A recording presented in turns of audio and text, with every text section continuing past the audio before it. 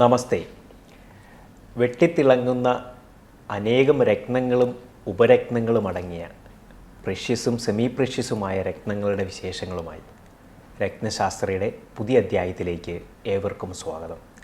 കൂടെയുള്ളത് ഉണ്ണികൃഷ്ണൻ ശിവാസ്. രത്നശാസ്ത്രയിലേക്ക് സ്വാഗതം സാർ. സ്വാഗതം. നമസ്കാരം. നമ്മൾ പറഞ്ഞ പോലെ വെട്ടിത്തിളങ്ങുന്ന രത്നങ്ങൾ നമ്മൾ ഓരോ എപ്പിസോഡുകളിലും പ്രേക്ഷകരോട് പങ്കുവയ്ക്കാറുണ്ട്. അതിൻ്റെ വിശേഷങ്ങൾ പ്രകൃതി നമുക്കായിട്ട് തന്നിട്ടുള്ള ആ ഒരു തിളക്കത്തിൻ്റെ മുൻപന്തി നിൽക്കുന്ന ഒരാളാണ് ഡയമണ്ട് എന്ന് പറയുന്ന കണ്ണഞ്ചിപ്പിക്കുന്ന തിളക്കത്തിൽ വരുന്നതാണ്, വിശേഷിപ്പിക്കാവുന്നതാണ്. വജ്രം തിളക്കാണ്. പക്ഷേ നമ്മൾ അത് വജ്രത്തിന് തന്നെ പകരമായിട്ട് അല്ലെങ്കിൽ വജ്രമാണെന്ന് തെറ്റിദ്ധരിക്കപ്പെട്ട ഒരു രത്നത്തെക്കുറിച്ച് നമ്മൾ മുമ്പുള്ള എപ്പിസോഡുകളിൽ മോയിസനൈറ്റ് എന്ന് പറയുന്ന രത്നത്തെക്കുറിച്ച് നമ്മൾ പറഞ്ഞിട്ടുണ്ട്. അപ്പം അതുപോലെയുള്ള മറ്റ് രത്നങ്ങളും ധാരാളമുണ്ടോ? നമ്മളെ ഭൂമിയിൽ പ്രകൃതിയിൽ ലഭിക്കുന്ന തിളക്കം കൂടിയ വസ്തുക്കളിൽ ഏറ്റവും തിളക്കമുള്ളതെന്ന് വേണേൽ വിശേഷിപ്പിക്കാവുന്നതാണ് വജ്രം. വജ്രത്തിന് ഒരുപാട് സിമിലൻസ് ഉണ്ട്. വജ്രമാണെന്ന് തെറ്റിദ്ധരിക്കപ്പെട്ട രത്നം എന്ന് പറയുന്നത് മോയിസനൈറ്റാണ്. മോയിസനൈറ്റ് തെറ്റിദ്ധരിപ്പിക്കേണ്ടെന്ന് പറയാമെന്ന് എനിക്കറിയത്തില്ല. കാരണം അത് ഡയമണ്ടാന്ന് പറഞ്ഞ് ഒരുപാട് മാർക്കറ്റിൽ വന്ന് പോയ ഒരു രത്നം. കാരണം അത് നമുക്ക് പെട്ടെന്നൊരു വിഷ്വൽ ഒറ്റ നോട്ടത്തിൽ അത് കണ്ടുപിടിക്കാൻ പറ്റത്തില്ല. ഒരു മോതിരത്തേൽ നമ്മൾ മോയിസനൈറ്റ് ഘടിപ്പിച്ച് കഴിഞ്ഞാൽ നമുക്കത് പെട്ടെന്ന് നമ്മൾ ഡയമണ്ടാന്ന് തന്നെ വിചാരിക്കുള്ളൂ. കാരണം അതിൻ്റെ സ്പെസിഫിക് ഗ്രാവിറ്റി വരുന്നത് 3.52 വരുന്നത്. അതേസമയം തന്നെ ഡയമണ്ടിൻ്റെ മോയിസനൈറ്റിൻ്റെ 3.25 വരുന്നത്. ഓൾമോസ്റ്റ് അതിനടുത്ത് വന്ന് നിൽക്കുക. അപ്പം അതിൻ്റെ കട്ടിങ്, ക്ലാരിറ്റി എല്ലാം ഡയമണ്ട് പോലെ തന്നെയുള്ള ബ്രില്യൻ കട്ടിങ്ങും ഒക്കെയാണ് ഇതിനകത്ത് ഈ രത്നത്തിനുള്ളത്. മോയിസനൈറ്റ് പിന്നീട് ഇത് മോയിസനൈറ്റ് ആണെന്ന് തിരിച്ചറിഞ്ഞപ്പോൾ മോയിസനൈറ്റിൻ്റെ ടെസ്റ്റേഴ്സ് വരുന്നുണ്ട്. ഒരു പ്രാവശ്യം ഞാൻ കാണിച്ചിട്ടുണ്ട്. മോയിസനൈറ്റിൻ്റെ ടെസ്റ്റർ വന്നു. മറ്റേ മോയിസനൈറ്റിൻ്റെ ടെസ്റ്റർ ഇല്ലായിരുന്നു. മോയിസനൈറ്റിൻ്റെ സെമിനാർ തന്നെ മൈനിങ് ആൻഡ് ജിയോളജി ഇന്ന് ഡയറക്ടറേറ്റിൽ നിന്ന് സെമിനാർ സംഘടിപ്പിക്കുകയും കാര്യങ്ങൾ അതൊക്കെ നമ്മളെ ക്ഷണിക്കുകയൊക്കെ ചെയ്തിരുന്നു. അപ്പോൾ അങ്ങനെ മോയിസനൈറ്റ് വന്നു. അപ്പോൾ മോയിസനൈറ്റ് ഇപ്പം നമ്മൾ മോയിസനൈറ്റായിട്ട് തന്നെ മോയിസനൈറ്റിൻ്റെ സർട്ടിഫിക്കറ്റ് കിട്ടും. അതെല്ലാം ഇപ്പോൾ ഉണ്ട്. അങ്ങനെയാണ് നമ്മൾ ഇപ്പോൾ മോയിസനൈറ്റ് നമ്മൾ കൊടുക്കുന്നത് തന്നെ. അത് കൂടുതലും നമ്മൾ ഈ സ്റ്റഡിന് ഗേൾസിനും ലേഡീസിനും ഒക്കെ സ്റ്റഡിനൊക്കെ നല്ല ഡയമണ്ട് പോലെ ഇരിക്കും. വില കുറവാണ്. നല്ല ഒരു ബ്രില്യൻസ്, നല്ല തിളക്കം, നല്ല ബ്രില്യൻസാണത്. അപ്പോൾ ഇതിനകത്ത് അതുമായിട്ട് കടപിടിക്കുന്ന മറ്റ് രത്നങ്ങൾ, അതായത് ഈ മോയിസനൈറ്റ് ഉള്ള കാലഘട്ടത്തിൽ മോയിസനൈറ്റ് എന്ന് ഇപ്പോഴും ആൾക്കാർക്ക് അത്ര പരിചിതമല്ല. ആ സമയത്ത് അതിനേക്കാളും മുന്നേ പഴക്കമുള്ളതാണ് സിർക്കോൺ എന്ന് പറയുന്ന കല്ല്. സിർക്കോൺ അത് മിക്കവാറും എല്ലാവർക്കും അറിയാം. ഇത് ഡയമണ്ട് അല്ല സാറേ, ഇത് സിർക്കോണാണ് എന്ന് പറയും. സിർക്കോൺ നാച്ചുറലായിട്ട് തന്നെ കിട്ടുന്നതാണ്. ഭയങ്കര ഭംഗിയേറിയ രത്നമാണ്. പല മോതിരങ്ങളിലും ഘടിപ്പിച്ചിരിക്കുന്ന സിർക്കോൺ ആയിരിക്കും. സിർക്കോണിൻ്റെ കല്ല് ഡയമണ്ട് പോലെ തന്നെ ഡയമണ്ടിൻ്റെ കൂടെ അടുത്ത് നിൽക്കുന്ന ഒരു കല്ല് തന്നെയാണ് സിർക്കോൺ. പക്ഷേ കാലക്രമത്തിലും ആ ഡ്യൂറബിലിറ്റി ഡയമണ്ടിന് മാത്രമാണ്. കാരണം ഇതിൻ്റെ ഹാർഡ്നെസ് ഒക്കെ വ്യത്യാസമുണ്ട്. ഈ സിർക്കോൺ നമ്മൾ ഭൂമിയിൽ നിലനിൽക്കുന്ന ഒരു മിനറൽ ഇത് തന്നെയാണത്. നാച്ചുറലായിട്ട് തന്നെ നമുക്ക് ഭൂമിക്കടിയിൽ നിന്ന് കിട്ടുന്നതും അത് അതേപോലെ തന്നെ രൂപപ്പെടുത്തി കട്ട് ചെയ്ത് പോളിഷ് ചെയ്ത് കൊണ്ടുവരുന്നതാണ് സിർക്കോൺ. ഭയങ്കര ജുവല്ലറി ഫീൽഡിലാണ് അതിൻ്റെ ഒരു ബ്യൂട്ടി എന്ന് പറയുന്ന ഒരു സംഗതിക്ക് ഒരു അഴകേറുന്ന ഒരു സാധനമാണ് സിർക്കോൺ. ഒരു പുതിയ കല്ലുകളൊക്കെ വെച്ചിട്ട് ഒരു വളയടിച്ച് ഇത് ഡയമണ്ട് ആണെന്ന് ചോദിക്കാം നമുക്ക് പെട്ടെന്ന്. പക്ഷേ ഡയമണ്ട് ടെസ്റ്ററിൽ ഒരിക്കലും സിർക്കോൺ ബ്ലീപ്പ് ചെയ്യത്തില്ല. ആ ഒരു ഡിഫറൻസ് ഉണ്ട്. ഈ സിർക്കോണും അതുപോലെ ഈ ഡയമണ്ടും വരുമ്പം ഇതിൻ്റെ ഹാർഡ്നെസ്സിൽ ഭയങ്കര വ്യത്യാസം. 10 അല്ലേ മറ്റേത്. സിർക്കോണൊക്കെ 7.5 ആ ലെവലിൽ നിൽക്കത്തുള്ളൂ വരുള്ളൂ. ഏറ്റവും ഹാർഡ്നെസ് കൂടിയ ഡയമണ്ട്, അതാണ് ഞാൻ പറഞ്ഞത്. തിളക്കമേറിയതും ഹാർഡ്നെസ് ഏറിയ വസ്തുക്കളിൽ വെച്ച് ഏറ്റവും കാഠിന്യമേറിയെന്ന് വേണേൽ നമുക്ക് പറയാം. ഏറ്റവും തിളക്കമുള്ളതെന്ന് പറയാം. ഉജ്ജ്വലമായ രത്നമെന്ന് പറയാം. അതിൻ്റെ സബ്സ്റ്റിറ്റ്യൂട്ട് വൈറ്റുകൾ ഒരുപാടുണ്ട്. വൈറ്റ് ടോപ്പാസ് വൈറ്റ് സിർക്കോൺ, സൊറോസ്കി, ഇതെല്ലാം നമുക്ക് ക്യൂബിക് സിർക്കോണിയ. അപ്പോൾ സിർക്കോണിയ തന്നെ ക്യൂബിക് സിർക്കോണിയ എന്ന് പറയുന്ന കല്ലുണ്ട്. അത് പക്ഷേ ലാബ് മെയ്ഡ് ആർട്ടിഫിഷ്യലായിട്ട് മാനിപ്പുലേറ്റഡ് നമ്മളുണ്ടാക്കി എടുക്കുന്നതാണ്. അതിന് ഇതേ തിളക്കമാണ്, പക്ഷെ അതിനൊന്നും ഡ്യൂറബിലിറ്റി ഇല്ല, പെട്ടെന്ന് പോകും. സിർക്കോൺ തന്നെ കമ്മലുകളൊക്കെ ലേഡീസ് വെച്ചിരിക്കുന്നതൊക്കെ ഉപയോഗിച്ച് കഴിയുമ്പോൾ എണ്ണയൊക്കെ കയറി അത് എൻ്റെ കളറൊക്കെ അങ്ങ് പോകുന്ന പോലെ നമുക്ക് തോന്നും, ഫീൽ ചെയ്യും. അതായത് ഡയമണ്ട് പോലെ നമുക്കൊരു ലാസ്റ്റിങ് അല്ലെങ്കിൽ ഒരു ഡ്യൂറബിലിറ്റി അതിനുണ്ടാവില്ല. ഇല്ല, കാരണം ഹാർഡ്നെസ് ഇല്ലല്ലോ. രത്നങ്ങൾക്ക് ഏറ്റവും പ്രധാനം അതിൻ്റെ ഹാർഡ്നെസ്സാണ്. ഹാർഡ്നെസ് കുറഞ്ഞ രത്നങ്ങൾ ഉണ്ടല്ലോ, ഇപ്പോൾ എമറോൾഡൊക്കെ ഹാർഡ്നെസ് കുറഞ്ഞ രത്നങ്ങൾ, പക്ഷെ അതെല്ലാം പ്രീഷ്യസ് കാറ്റഗറി നിൽക്കുന്ന. ഇതെല്ലാം ഡയമണ്ടിനെ വെട്ടിയിട്ടൊരു വൈറ്റ് സ്റ്റോൺ വരുന്നില്ല അവിടെ. ഡയമണ്ട് താഴോട്ടുള്ള കല്ലുകളാണ് പിന്നെ വരുന്നത്. അതിന് വലിയ ഹാർഡ്നെസ് ഉള്ള കല്ലുകൾ കണ്ടുപിടിച്ചിട്ടുണ്ടെന്ന് എനിക്ക് തോന്നുന്നില്ല. അപ്പോൾ അത് മുഹമ്മദൻ സ്കെയിലിൽ ഏറ്റവും ഹാർഡ്നെസ് നിൽക്കുന്നത് ഇത് ഡയമണ്ട് തന്നെ. ബാക്കിയുള്ളതിനെല്ലാം താഴോട്ടാണ് നിൽക്കുന്നത്. മോയ്സണൈറ്റിനുണ്ട്, പക്ഷേ ഇത് താഴോട്ട് നോക്കുമ്പോൾ കുറവാണ്. പക്ഷേ ആഭരണങ്ങൾക്കായിട്ട് ഉപയോഗിക്കാം. ഡയമണ്ട് വാങ്ങാൻ പറ്റില്ലാത്തവർക്ക് ഇത് വേണം വേണ്ടി ധരിക്കാം. ഡയമണ്ടിന് പകരമായിട്ട് നമുക്ക് ഇതിനെ ഉപയോഗിക്കാം, ഡയമണ്ട് സബ്സ്റ്റിറ്റ്യൂട്ടായിട്ട് ഉപയോഗിക്കാം, ഒരു കുഴപ്പമില്ല. എനിക്ക് തോന്നുന്നു സിർക്കോണിൻ്റെ കൂടുതൽ വിശേഷങ്ങൾ നമുക്കൊരു ബ്രേക്കിന് ശേഷം പ്രേക്ഷകരോട് പങ്കുവയ്ക്കാം.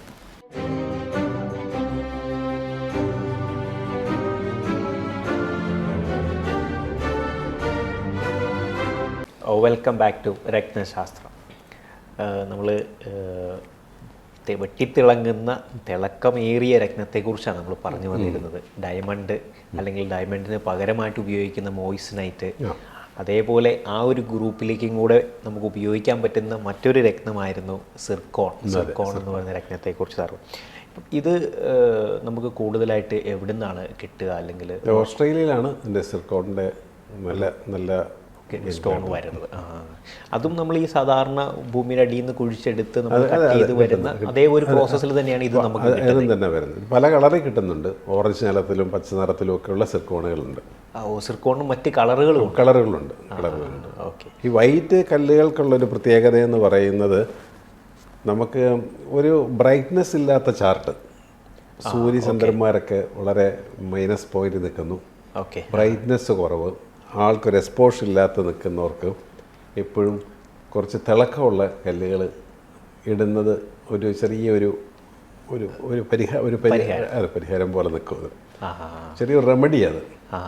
ഇപ്പം നമുക്കിവിടെ ലൈറ്റ് ഇല്ലെങ്കിൽ നമ്മളത് ലൈറ്റ് വരുത്താനുള്ള സംഭവങ്ങൾ നമ്മൾ ചെയ്യുമല്ലോ. ഇഷ്ടംപോലെ സൺലൈറ്റ് കിട്ടണം ഇങ്ങോട്ട്. ഈ മുറിക്കകത്ത് വെട്ടക്കുറവാണ്. അത് വരുത്താനുള്ള എല്ലാ സംഗതികളും നമുക്ക് അവിടെ ചെയ്തു കൊടുക്കാം. ഞാൻ ഈ ഇപ്പോൾ സൂര്യനൊക്കെ ഭയങ്കര റോങ് ആയിട്ട് നിൽക്കുന്ന ചില ചാർട്ടുകളുണ്ട്. അതായത് സൂര്യൻ എന്ന് പറഞ്ഞാൽ പ്രകാശമാണല്ലോ. ഇപ്പം ആ ചാർട്ടിൽ ആ വ്യക്തിക്ക് സൂര്യൻ നീചാവസ്ഥയാണെന്നുണ്ടെങ്കിൽ പുള്ളിക്ക് ലൈഫിൽ ഒരു പ്രകാശം കാണത്തില്ല. എന്തോ ഇവിടെയോ ഒരു കുറവാണ് തോന്നുന്നത്. ഞാൻ പറയും, നിങ്ങൾ പ്രകാശം ദാനം ചെയ്യുക. അതായത് നിങ്ങളിപ്പോൾ ഒരു തൊട്ടയൽവക്കത്തൊരു വീട്ടിലൊരു വളരെ സാമ്പത്തികമായിട്ട് പിന്നോക്കം നിൽക്കുന്നു. അവർ ചെറിയൊരു വീട് തല്ലിക്കൂട്ടുന്നു. നിങ്ങൾക്ക് ഒരു ലൈറ്റ് കണക്ഷനോ ലൈറ്റ് ഫിറ്റിങ്സോ ഒക്കെ മേടിച്ചു കൊടുക്കാൻ ഞാൻ പറയും. നിങ്ങൾ ക്ഷേത്രത്തിലാകട്ടെ അല്ലെങ്കിൽ നിങ്ങൾ പള്ളിയായിട്ടൊക്കെ മോസ്കോ ഒക്കെ ആയിട്ട് ബന്ധമുണ്ടെങ്കിൽ അവിടെ കോമൺ ആയിട്ടൊക്കെ ഉള്ള ലൈറ്റ് ഫിറ്റിങ്സിനൊക്കെ എന്തെങ്കിലും കുറവുണ്ടെങ്കിൽ അത് കൊടുക്കുക. ക്ഷേത്രങ്ങളിൽ പോയാൽ ചുറ്റുവിളക്കുണ്ടല്ലോ. ഇപ്പോൾ പള്ളിയിലൊക്കെ ഉണ്ടല്ലോ അല്ലേ, ചുറ്റുവിളക്ക് കത്തിക്കുക. ഇങ്ങനെ നമ്മൾ തന്നെ ക്രിയേറ്റ് ചെയ്യുക. പ്രകാശം എവിടെയൊക്കെ കൊണ്ടുവരാൻ പറ്റുമോ അത് നമ്മൾ കൊണ്ടുവരുമ്പോൾ നമ്മുടെ ലൈഫിലേക്കും ആ പ്രകാശം കയറി വരും. ഇങ്ങനെയുള്ളവർക്ക് ഞാൻ വൈറ്റ് സ്റ്റോണുകൾ കൊടുക്കാൻ, വൈറ്റ് സിർക്കോൺ പോലത്തെ വൈറ്റുകൾ, പ്ലേ ഓഫ് കളേഴ്സുള്ള ഓപ്പിൾസ്, ബ്രൈറ്റ്നെസ് കൂടുതൽ ഫീൽ ചെയ്യുന്നത്, കണ്ടാൽ ഭയങ്കര തിളക്കമായിട്ട് നിൽക്കുന്ന കല്ലുകൾ, അതെല്ലാം നമുക്ക് ആൾക്കും ആ വ്യക്തിക്കും കോൺഫിഡൻസ് ഉണ്ടാകും. ഒരു തിളക്കം നമ്മൾ ഇപ്പോൾ നല്ല ഉല്ലാസിൻ്റെ കയ്യിലൊരു നല്ലൊരു മോയ്സണൈറ്റ് കിടക്കുന്നുണ്ടെങ്കിൽ എൻ്റെ നോട്ടം അതിനകത്തോട്ട് വരും. അപ്പോൾ ഒരു ബ്രൈറ്റ്നെസ് നമുക്ക് തന്നെ വരും, ഫീൽ ചെയ്യും. അപ്പോൾ ആ ഒരു വ്യക്തിയുടെ ആ ഒരു ലൈഫിലേക്ക് കുറച്ച് വെട്ടവും വെളിച്ചവും ഒക്കെ നമുക്ക് പ്രകാശമാനമായിട്ടുണ്ടാകുന്ന ഒരു സന്തോഷമുണ്ടാകും. ഇപ്പോൾ ഒരു ഹൗസ് വാമിങ്ങിന് വീട്ടിനകത്ത് ലൈറ്റുണ്ട്, കാര്യങ്ങളുണ്ട്, പിന്നെ എന്തിനാ വെളിയിൽ ഡെക്കറേറ്റ് ചെയ്തേ? അവിടെ ഡെക്കറേഷൻ എന്ന് പറയുന്നതിന് പ്രത്യേകത ആൾക്കാരെ കുറച്ചുകൂടെ ഒന്ന് അട്രാക്ട് ചെയ്യാനും ഒരു ഒന്ന് ഐഡൻറ്റിഫൈ ചെയ്യാനായിട്ട് ഒരു വെട്ടവും വെളിച്ചവും കാര്യങ്ങളും ലൈറ്റാണല്ലോ എല്ലായിടത്തും അല്ലേ? സൗണ്ട് ആൻഡ് ലൈറ്റ് അത് പ്രത്യേക സൗണ്ടും ലൈറ്റും ഒക്കെ പ്രത്യേക കോഴ്സുകളുണ്ട് ഇപ്പം പഠിക്കാൻ തന്നെ. അതെ അതെ. അപ്പോൾ അത്രയും അത് നമ്മൾ ആർട്ടിഫിഷ്യൽ കൊണ്ടുവരിക, നമ്മുടെ ഇല്ലാത്ത കാര്യങ്ങൾ നമ്മൾ കൊണ്ടുവന്ന് അത് ക്രിയേറ്റ് ചെയ്ത് റെഡിയാക്കി എടുക്കുക എന്നുള്ളതാണ്. ഇപ്പം ഈ പറയുന്ന സിർക്കോൺ നമുക്കൊരു വ്യക്തിക്ക് ആളുടെ ഒരു ചാർട്ട് വളരെ ഡീറ്റെയിൽ ആയിട്ട് നോക്കാതെ ആൾക്കതിൻ്റെ ഒരു ഉപയോഗത്തിലേക്ക് കടക്കാവുന്ന ഒരു രക്തമാണ്. ചെയ്യാം. അപ്പം അതിലും നല്ലത് ക്യൂബിക് സിർക്കോണിയ, സ്വറോസ്കി പോലെയുള്ള രത്നങ്ങളുണ്ട്. സ്വറോസ്കിയും പറയുന്നത് കോട്സിൻ്റെ മണൽത്തരി, കോട്സിൻ്റെ സാൻഡ്, അത് പ്രത്യേക രീതിയിൽ പ്രത്യേക ടെമ്പറേച്ചറിൽ ഹീറ്റ് ചെയ്ത് മെൽട്ടി അത് ഉരുക്കി അത് കൂളിംഗ് ആക്കി വരുന്നതാണ് സ്വറോസ്കി എന്ന് പറയുന്ന രത്നം. മിക്ക ഓർണമെൻറ്റ്സിനും ഉണ്ട്, മിക്ക ജുവലറികളും അതിൻ്റെ അല്ലേ ചെയ്യുന്നുണ്ട് സ്വറോസ്കി. അപ്പോൾ അത് 1850 മറ്റേ കണ്ടുപിടിച്ചത് ഈ ഒരു പ്രോസസ്സ്. അതിപ്പം നമുക്കിപ്പം വലിയ ഷോപ്പിംഗ് മാളുകളോ കാര്യങ്ങളൊക്കെ പോയി കഴിഞ്ഞാൽ അവിടെയുള്ള ഒരു ചെറിയൊരു കിയോസ്കി പോലെ നമുക്ക് ഇതിൻ്റെ പ്രൊഡക്റ്റുകൾ എക്സ്ക്ലൂസീവായിട്ട് നമുക്ക് അവിടെ കിട്ടുന്ന ധാരാളം സ്ഥലങ്ങളുണ്ട്. കാരണം അത്രത്തോളം ആൾക്കാരുടെ ഇടയിലേക്ക് അതിന് ഒരു പ്രചാരം കിട്ടിയത് ഭയങ്കര ഒരു അവർക്ക് അവരുടെ വലിയ ബ്രാൻഡഡ് നെയിമിലേക്ക് വന്നു. ചെറിയ രീതിയിൽ തുടങ്ങിയിരുന്ന ആളാണ് ഈ ഡാനിയൽ എന്ന് പറയുന്ന ആൾ. വളരെ ചെറിയ രീതിയിൽ പണ്ട് കാലത്ത് സ്റ്റാർട്ട് ചെയ്ത സംരംഭങ്ങളാണ് വലിയ ലെവലിലേക്ക് വന്നത്, ഒരു വലിയ ബ്രാൻഡായിട്ട് തന്നെ മാറി. അയാളുടെ പേരാണത് കല്ലതിന് വന്നിരിക്കുന്നത്. ഒരു കാലഘട്ടം കൊണ്ട് അതങ്ങ് ജുവല്ലറി ഡിസൈനിങ് തിയേറ്റർ ഫീൽഡിലേക്ക് അതങ്ങ് വന്നപ്പം സ്വറോസ്കി വേറൊരു ലെവലിൽ വന്നു. അങ്ങനെ ഒരുപാട് രത്നങ്ങൾ നമുക്ക് ശരിക്കും പറഞ്ഞാൽ ഉണ്ട്. ഇനിയും നമുക്ക് ഓരോ രത്നങ്ങളാണ് നമ്മൾ പല എപ്പിസോഡുകളിലായിട്ട് നമ്മൾ പറയുന്നത്. അപ്പോൾ ഇദ്ദേഹം ഒരു ഗ്ലാസ് കട്ടറായിരുന്നു, ഗ്ലാസ് കട്ട് ചെയ്യുന്ന ആളായിരുന്നു. അപ്പോൾ ഇതിൽ നിന്ന് നമുക്ക് കിട്ടിക്കഴിഞ്ഞപ്പോൾ അത് പുള്ളി അത് രൂപാന്തരപ്പെടുത്തി എടുത്ത് അതിലേക്ക് വന്നു. അതൊക്കെ ഒരു ചരിത്ര സംഭവങ്ങളാണ്. സ്വറോസ്കിയുടെ റിങ്ങുകളൊക്കെ ഇടാൻ നല്ല ഭംഗി, അതിനൊന്നും വലിയ പ്രത്യേകിച്ച് വല്ല ചാർട്ട് ജക്കിയോ അങ്ങനെയൊന്നും അതിൻ്റെ ആവശ്യമില്ല, ഒന്നുമില്ല. അതൊക്കെ ഈ ബ്രൈറ്റ്നസ് വരുത്താൻ നല്ലതാണ്. ബ്രൈറ്റ്നസ് വരുത്താൻ പറ്റിയ വൈറ്റ് കോട്സ് കല്ലുകളുണ്ട്, സ്വറോസ്കി പോലത്തെ കല്ലുകളുണ്ട്, ക്യൂബിക് സിർക്കോണിയ ഉണ്ട്. ഇതൊക്കെ നമുക്ക് സ്റ്റഡൊക്കെ ആയിട്ട് ചില പിള്ളേരൊക്കെ വരുമ്പോൾ നല്ല പഠിച്ചു കൊടുക്കാറുണ്ട്. നല്ല ഭംഗിയായിരിക്കും, അത് നല്ലൊരു ബ്രൈറ്റ്നസ് ഫീൽ ചെയ്യും. ആ വ്യക്തിക്ക് മൊത്തത്തിലൊരു ആളുടെ ഒരു ഔട്ട്ലുക്ക് തന്നെ മാറി, ആ ഒരു പ്രകാശഭരിതമായിട്ട് മാറും. അതാണ് അതിൻ്റെ. എനിക്ക് തോന്നുന്നു കൂടുതൽ വിശേഷങ്ങളായിട്ട് നമുക്കൊരു ബ്രേക്കിന് ശേഷം തിരികെ വരാം.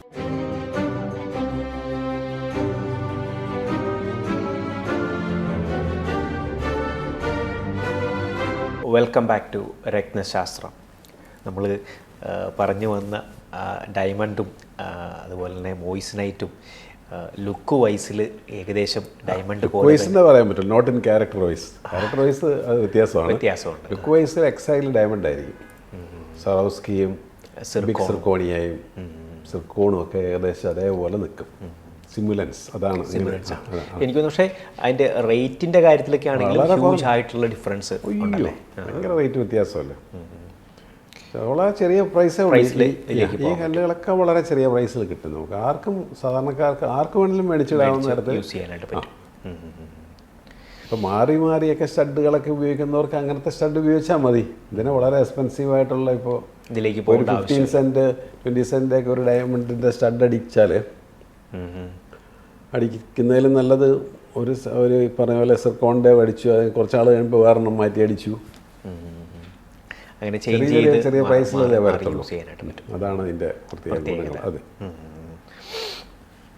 നമ്മൾ ഇതുപോലെ തന്നെ ഈ ഓരോ എപ്പിസോഡുകളിൽ നമ്മൾ രത്നങ്ങളെക്കുറിച്ച് പറയാറുണ്ട്. അതായത് പ്രേക്ഷകർക്ക് അത്ര പരിചയമല്ലാത്ത പല രത്നങ്ങളെക്കുറിച്ചും നമ്മൾ പറയാറുണ്ട്. പുതിയ പുതിയ മൈനുകൾ നമ്മൾ കണ്ടുപിടിച്ച് കഴിയുമ്പം അതിൻ്റെ വിവരങ്ങൾ നമ്മൾ പ്രേക്ഷകരോട് പങ്കുവയ്ക്കാറുണ്ട്. പിന്നെ അത് കൂടാതെ നമ്മൾ ഈ കഴിഞ്ഞ കുറച്ച് എപ്പിസോഡുകളായിട്ട് നമ്മൾ ചർച്ച ചെയ്തു വന്നിരുന്ന ഒരു കാര്യമായിരുന്നു ലഗ്നം, ഹൗസസിനെ കുറിച്ച് നമ്മൾ രാശികളെ കുറിച്ച് നമ്മൾ പറയുകയുണ്ടായി. എനിക്ക് തോന്നുന്നു നമ്മൾ അവസാനം കഴിഞ്ഞ ഒരു എപ്പിസോഡിൽ നമ്മൾ ചർച്ച ചെയ്ത് നിർത്തിയ കാര്യം എന്ന് പറഞ്ഞാൽ വൃശ്ചിക ലഗ്നത്തെക്കുറിച്ച്, വ്യക്തിയുടെ രാശിയെക്കുറിച്ച് നമ്മൾ, കാരണം രത്നങ്ങളെക്കുറിച്ചും രത്നശാസ്ത്രത്തെക്കുറിച്ചും പറയണമെങ്കിൽ അത് ഗ്രഹങ്ങളെക്കുറിച്ചും അതിൻ്റെ ഹൗസസിനെക്കുറിച്ചും ലഗ്നത്തെക്കുറിച്ചും ടച്ച് ചെയ്യാതെ പറ്റത്തില്ല. ഒരു നാണയത്തിൻ്റെ രണ്ട് വശം ആണിത്, മനസ്സിലായില്ലേ? അസ്ട്രോളജിയും ജമോളജിയും രണ്ടും രണ്ടല്ല, ഒന്നിച്ചു പോകുന്ന കാര്യങ്ങളാണ് രണ്ടും. അപ്പോൾ ചില നമ്മൾ നോക്കുമ്പോൾ പറയും സാറേ അതിപ്പോൾ സാറേ അസ്ട്രോളജി നോക്കൂ, അപ്പോൾ ഇത് പഠിക്കാതെ അത് പഠിക്കാൻ പറ്റത്തില്ല, അത് പഠിക്കാതെ ഇത് പറ്റത്തില്ല, രണ്ടും. അപ്പോൾ നമ്മൾ ഗ്രഹങ്ങളെക്കുറിച്ചുള്ള ഒരു പഠനം, നമ്മളത് അതിൻ്റെ പഠനം, ഓരോ രാശികളെക്കുറിച്ച് നമ്മൾ ഉള്ള പഠനം ഒക്കെ ഇതുമായിട്ട് ബന്ധപ്പെട്ട് തന്നെയാണ്. വൃശ്ചികൻ്റെ രാശി എന്ന് പറയുമ്പോൾ ചൊവ്വയുടെ രാശിയാണ്, ഒരു ഇരുണ്ട രാശിയാണ്. ഏരിയസ് നിന്ന് ഈ സ്കോർപ്പിയോയിലേക്ക് എത്തുമ്പോൾ 8th ഹൗസ്, അത് മേടം മുതൽ വൃശ്ചികം വരെ 8ാമത്തെ ഹൗസാണ്. 8th ഹൗസ് ഒരു നിഗൂഢത നിറഞ്ഞ ഒരു ഹൗസാണ്. പ്രത്യേകിച്ച് വൃശ്ചികൻ രാശി എന്ന് പറയുമ്പോൾ ഒരു വാട്ടർ എലമെൻറ്റ്, ജലരാശിയാണ്, വാട്ടർ എലമെൻ്റാണ് അതിനകത്ത്. അത് തന്നെയല്ല, അത് ഇരുണ്ട രാശി, മൊത്തത്തിലൊരു നിഗൂഢതയാണ്. നമ്മളുടെ ബോഡി പാർട്സിൽ നമ്മുടെ private parts, abdomen, lower abdominal portion വരുന്നതും ഈ വിഭാഗം ഈ രാശി തന്നെയാണ്. അപ്പോൾ അത് നിഗൂഢത, അവർ മറഞ്ഞ സ്ഥലം തന്നെ ആണല്ലോ അത്. അതെ. അപ്പോൾ അതങ്ങനെയാണ് അതിൻ്റെ ആ രാശിയുടെ പ്രത്യേകതയാണ്. അതുകൊണ്ടാണ് അവിടെ മൂണൊക്കെ വന്ന്, ചന്ദ്രനൊക്കെ വന്ന് നീചത്തിൽ പോകുന്നത് ആ ചാട്ടിലാണ്. കാരണം പ്രകാശം ഇരുണ്ട സ്ഥലത്താണതിന്, ഇരുണ്ട സ്ഥലത്ത് വെള്ളത്തിൽ കിടക്കുക മൂൺ. അപ്പോൾ മൂണിനൊന്നും ഡെബിലിറ്റേഷൻ സംഭവിക്കുക. അവിടെ ഡെബിലിറ്റേഷൻ സംഭവിക്കണമെങ്കിൽ വേറെ ഒരുപാട് ക്രൈറ്റീരിയ ഉണ്ട്. പക്ഷെ എന്നാലും ചന്ദ്രൻ്റെ നീചരാശി എന്ന് പറയുന്നത് വൃശ്ചികത്തിൻ്റെ രാശിയാണ്. ഇതാണ് അതിൻ്റെ കാരണം. അവിടെ ചന്ദ്രൻ തീർത്തും ഒരു ഹെൽപ്ലെസ് ആയിട്ട് മാറുക. പുള്ളി ഒട്ടും കംഫർട്ട് അല്ലാത്തൊരു, ഒന്നും ചെയ്യാനും പറ്റാത്ത അവസ്ഥയിൽ അങ്ങനെ നിൽക്കുന്നതുകൊണ്ടാണത്. തന്നെയല്ല, നമുക്ക് ഒരു മനുഷ്യനെ ലോവർ അബ്ഡമൽ പോർഷനിലൊക്കെ എന്തെങ്കിലും റോങ് എഫക്ട്സ് ഉണ്ടെങ്കിൽ ഈ ചാർട്ട് ചെക്ക് ചെയ്താൽ നമുക്ക് കൃത്യമായിട്ട് മനസ്സിലാക്കാൻ പറ്റും. അതിൻ്റെ സൂചനകൾ നമുക്ക് അവിടെ കിട്ടും. വയറ് സംബന്ധമായിട്ടുള്ള കാര്യങ്ങൾ നമ്മളുടെ അതെ കിട്ടും. ഓർഗാൻസുമായിട്ട്, സെക്ഷൽ ഓർഗാൻസുമായിട്ട് കണക്റ്റഡ് ആയിട്ടുള്ള പോർഷനാണത്. അപ്പോൾ അതിലെല്ലാം നമുക്ക് പ്ലാനറ്റ്സ് എങ്ങനെയാണ് നിൽക്കുന്നത്, ഏത് പ്ലാനറ്റ് നിൽക്കുന്നു, ഏത് കൺജക്ഷൻ നിൽക്കുന്നു. നല്ല കൺജക്ഷൻ ആണെങ്കിൽ കുഴപ്പമില്ല, റോങ് കൺജക്ഷൻ ആണെങ്കിൽ ആ റോങ് എഫക്ട്സ് ആ ശരീരഭാഗത്തും എഫക്റ്റഡ് ആയിരിക്കും. ഇപ്പോൾ ഇവിടെ എനിക്ക് തോന്നുന്നു നമ്മൾ ആ ചൊവ്വയുടെ ഒരു അവസ്ഥകൾ അല്ലെങ്കിൽ ചന്ദ്രൻ്റെ ഒരു കാര്യങ്ങൾ നമ്മളവിടെ ചർച്ച ചെയ്തു. ഇപ്പം ഈ വൃശ്ചികത്തിൽ മറ്റ് ഇതാണ് ഗ്രഹങ്ങളാണ്, ഇപ്പോൾ വ്യാഴം പോലെയുള്ള ഇതാണ് വരുന്നതെങ്കിൽ എന്തായിരിക്കും ആ ഒരു സിറ്റുവേഷൻ? വ്യാഴം എന്ന് പറയുമ്പോൾ നമുക്ക് വേറെ ഒന്നും ചിന്തിക്കാനേ ഇല്ല. ഒരു ഡിവൈൻ പ്ലാനറ്റ്, നോളജ്, അറിവ്, പക്വത, എല്ലാത്തിനകത്തും ഒരു എന്താ പറയുന്നത്, ഒരു സ്വാത്വികത, ഇതെല്ലാം നിറഞ്ഞ ഒരു പ്രീച്ചിങ്, ടീച്ചിങ് ഒക്കെ ആയിട്ട് കണക്റ്റഡ് ആയിട്ടുള്ള ഒരു ഡിവൈൻ പ്ലാനറ്റ് വൃശ്ചികത്തിനകത്ത് വരുമ്പം സത്യം പറഞ്ഞാൽ ഇന്നേവേ ഒരു ലക്കാണിത്. അങ്ങനെ ഒരു ചാർട്ടുള്ള വൃശ്ചികത്തിൽ വ്യാഴം നിൽക്കുന്ന ആൾക്കാർക്ക് അങ്ങനെ ഒരു ഭാഗ്യമുള്ളവരായിരിക്കും. കാരണം വൃശ്ചിക രാശിയുടെ പല ദോഷങ്ങളും ഈ വ്യാഴത്തിൻ്റെ സാന്നിധ്യം കൊണ്ട്, ലക്ഷം ദോഷം ഗുരു ഹന്തി എന്നല്ല പറയുന്നത്. ഇത്ര ദോഷം ഉണ്ടെങ്കിലും വ്യാഴത്തിൻ്റെ ഒരു സാന്നിധ്യം ഉണ്ടായി, വ്യാഴത്തിൻ്റെ ഒരു നോട്ടം ഉണ്ടായി, വ്യാഴത്തിൻ്റെ ഒരു യോഗം ഉണ്ടായാൽ അതൊന്നും പറയാൻ പറ്റില്ല. അപ്പം എന്തും കൺവേർട്ട് ചെയ്യും അത് വ്യാഴം. അതിനെല്ലാം പരിഹരിച്ച് മുന്നോട്ട് കൊണ്ടുപോകാനായിട്ട് സാധിക്കും. ഇത് ജനറൽ ടോക്കാണ് കേട്ടോ, ജനറലി കാര്യങ്ങളാണ്. അത് മറ്റ് സ്പഷ്ടമായിട്ട് ചെയ്യണമെങ്കിൽ ആളുടെ വ്യക്തിയുടെ ചാർട്ട് തന്നെ ചെക്ക് ചെയ്യണം. വ്യാഴത്തേക്കാളും ഭയങ്കര ആയിട്ട് സ്വാധീനം ചെലുത്തി നിൽക്കുന്ന നെഗറ്റീവ് പ്ലാൻസൊക്കെ ഉണ്ടെങ്കിൽ ഈ പറയുന്നതൊന്നും നമുക്ക് അത്രയും ഫലത്തിൽ വരത്തില്ല. ജനറലി വ്യാഴം വൃശ്ചികത്തിൽ വന്നാൽ വൃശ്ചിക രാശിയുടെ ഒരുപാട് കാരണം ഇങ്ങനെയുള്ളവർ ഈ നിഗൂഢത നിറഞ്ഞ വർക്കിൽ ഇപ്പം നമുക്ക് ആ വൃശ്ചികത്തിൽ തന്നെ സൂര്യശനി ബന്ധം വന്നു, അല്ലെങ്കിൽ വേറെ കേതു ചന്ദ്രൻ ബന്ധം വന്നു, അങ്ങനെ ഒരുപാട് റോങ് പ്ലാനറ്ററി കൺജക്ഷൻസ് വന്നാൽ ആൾ തന്നെ ഒരു നിഗൂഢത നിറഞ്ഞ ലൈഫ് നയിക്കും. മോശമായിട്ടുള്ള പല കാര്യങ്ങളിൽ ചെന്ന് പെടാനായിട്ട് പോകും, സാഹചര്യങ്ങളുണ്ടാകും, ഇതെല്ലാം ആ വഴിക്കുണ്ടാവും. അതേസമയം വ്യാഴത്തിൻ്റെ ഒരു സാന്നിധ്യം വരുമ്പോൾ നിഗൂഢത നിറഞ്ഞെന്ന് പറഞ്ഞാൽ ചിലപ്പോൾ അതുപോലെയായിട്ട് മൈനിങ് ഫീൽഡിലേക്ക് പോകാം, വേണമെങ്കിൽ റിസർച്ചിലേക്ക് പോകാം, അങ്ങനെയുള്ള കാര്യത്തിലേക്ക് ഇത് തിരിഞ്ഞു വരുന്നത്. അപ്പം ആ ഒരു വ്യാഴത്തിൻ്റെ സാന്നിധ്യം ആ പറയുന്ന പല റോങ് എഫക്ട്സുകളും ഇല്ലാതാക്കും. അപ്പോൾ വ്യാഴത്തിന് ഇപ്പം നമ്മൾ വൃശ്ചിക ലഗ്നത്തിൽ വ്യാഴം നിൽക്കുന്നത് വിചാരിക്കുക, ലൂസിഫെയറൊക്കെ അവിടെ കറക്റ്റ് സ്യൂട്ടബിളാണ്, ആൾക്ക് മാച്ചിങ് ആണ്. കാരണം വ്യാഴത്തിൻ്റെ ഹൗസസ് ധനു, മീനം രാശികൾ, അത് 2nd and 5th ഹൗസാണ്. 5th house എന്ന് പറഞ്ഞാൽ നമ്മുടെ പൂർവ്വ പുണ്യക്ഷേത്രം കൂടെ.